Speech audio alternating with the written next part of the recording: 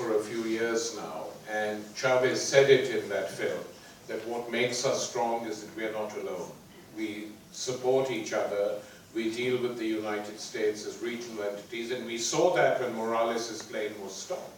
There was huge anger, and the Western ambassadors were called in by all the chancelleries and said this behavior will not be tolerated again. And you do it, you travel as well. Remember that.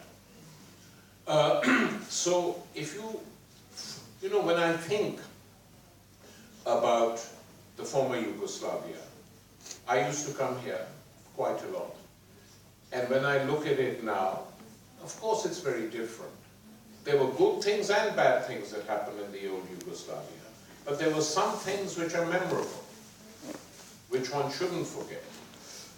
We used to have conferences in Korčula, serious conferences each year where intellectuals came from all over the world to discuss with Yugoslav intellectuals.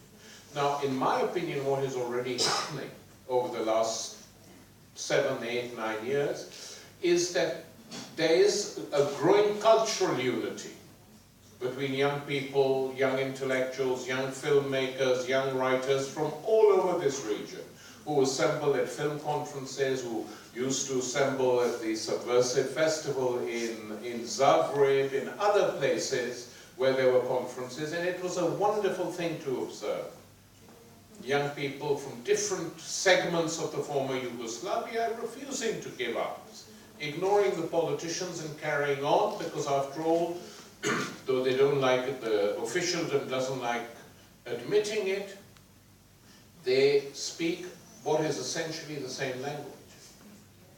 I mean, if I were being totally selfish, I would say I'm happy Yugoslavia split up because my book is published in 4 languages, in the same languages 4 times. So the same book is published by 4 different publishers. But, I'm joking. But so that this cultural unity that is developing is extremely important because people from below have much more in common with each other than they have with the elites that are ruling them. Politically, I think the old Yugoslavia cannot be revived. That's a story which is now over. But what can be done is a loose confederation of all the Balkan states, including Greece, including Bulgaria, which is a much larger entity than Yugoslavia was and is not constructed in the same way, but on minimal cooperation on common issues so people can help each other in the region. If an area, a country is in trouble, another country can help it to work together. If the Balkan states succeed, if they even want to think about creating some structure like that, that will also improve their standing in Europe.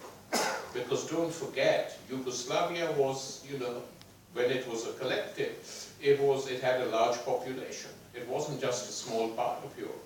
It was an important part of Europe. And by dividing, that is gone, which makes it easier to govern and rule and dominate.